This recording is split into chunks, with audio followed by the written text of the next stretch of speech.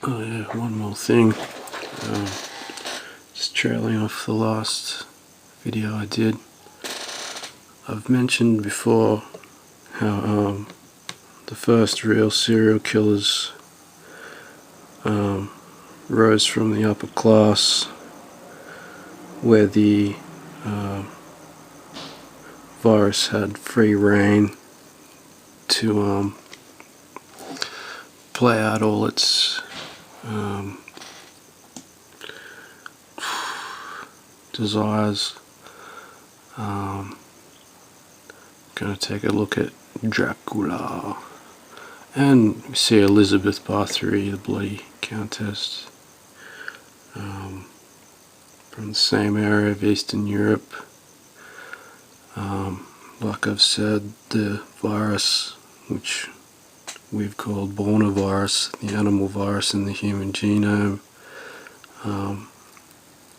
does its own gene editing, and one of those things it edits out is empathy,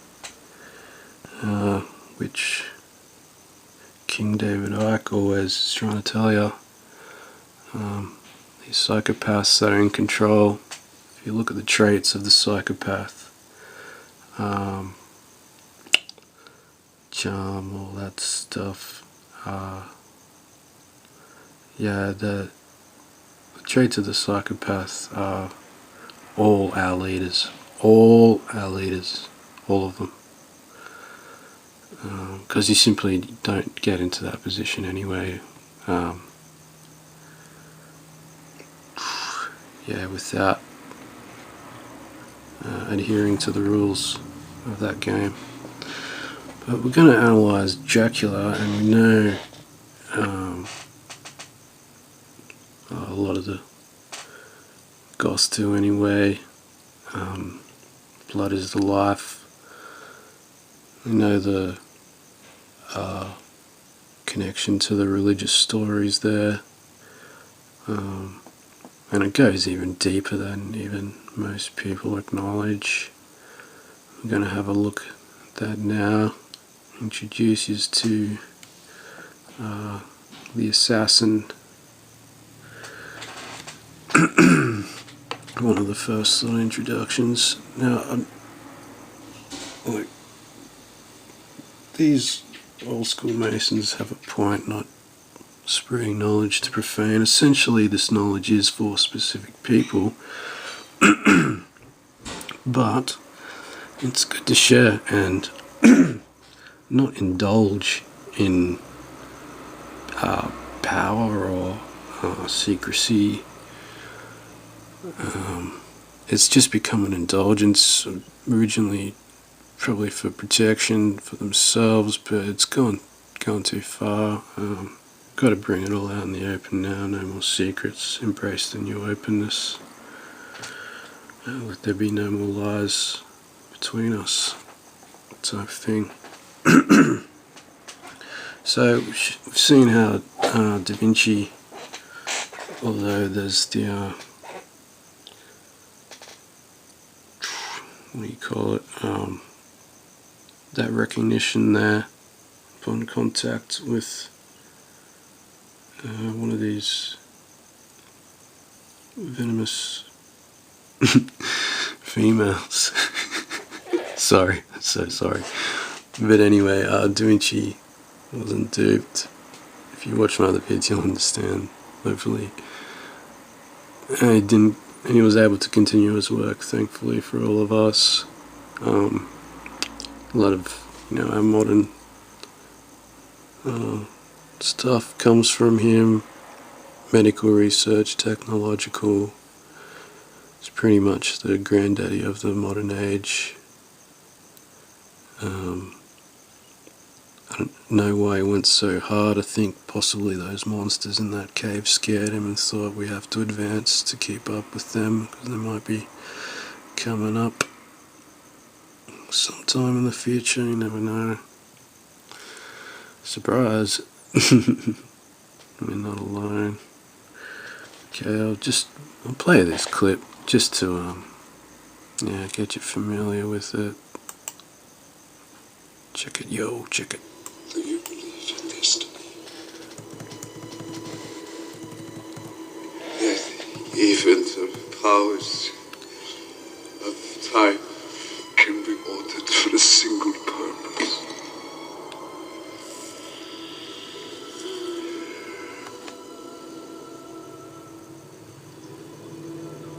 The luckiest man who walks on this earth is the one who finds true love.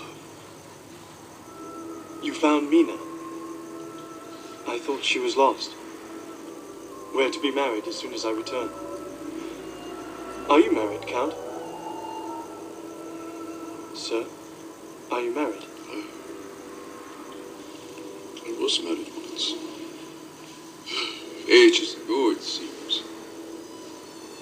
She died. Oh. I'm very sorry. She was fortunate. My life at its best is mystery.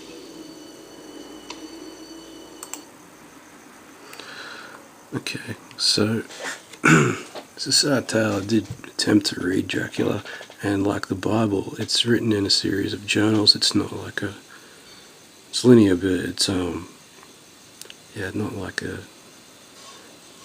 like you put your own story together. You're reading from each person's individual perspective. If you've ever read the full book, and yeah, it was pretty heavy. It's too emotional. I really could not get through it. I got through maybe 3/4, but yeah. Anyway, you get that. So what we see here is what happens in this story is Dracula sees this dude's chick, and she looks exactly the same as his wife from the 14th century. And he gets fooled by that. Obviously, it's not really his wife, but she does look exactly the same. It's like reincarnation, maybe, but to look exactly the same. I mean, yeah, that makes no sense when it comes to reincarnation. There's a evolution, there's a change there. Yeah.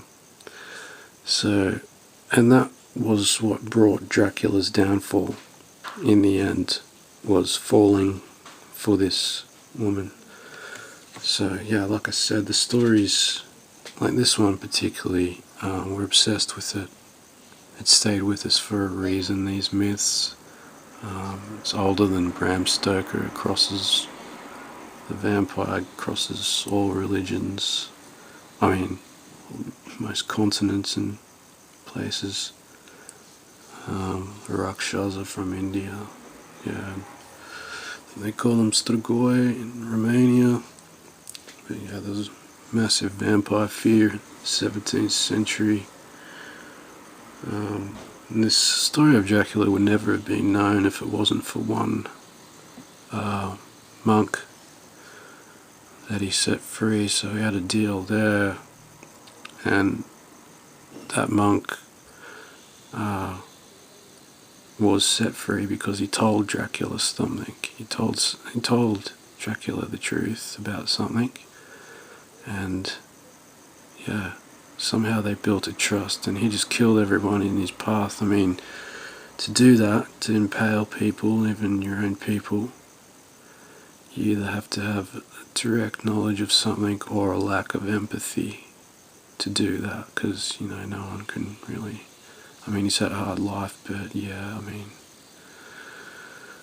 the virus took over. He let it take over to accomplish his goals in the end, in that scene. But yeah, in the story here, continuation of the fictional story, there's been a few things added, and he was duped, and yeah,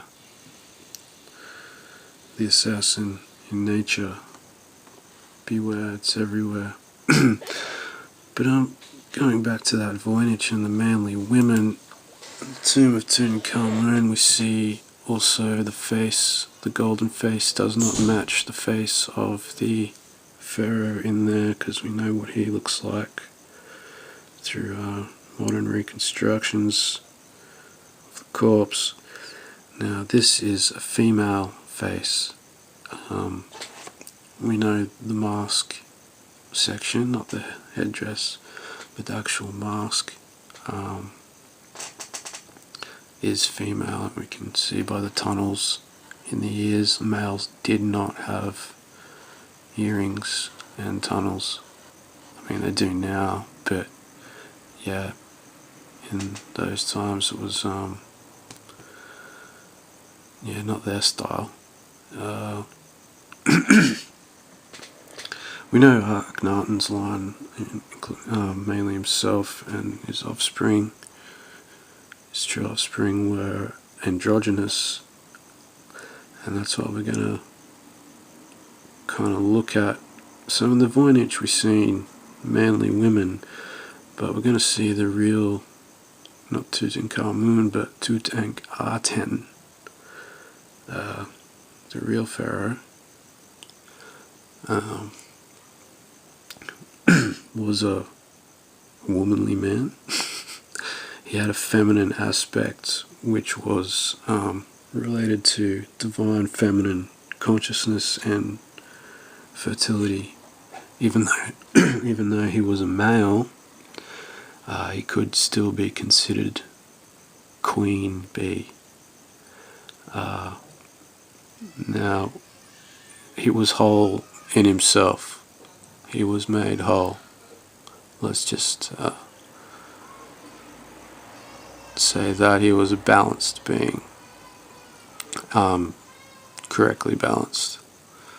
I'll leave it there because there's too much background sound and stuff, so enjoy.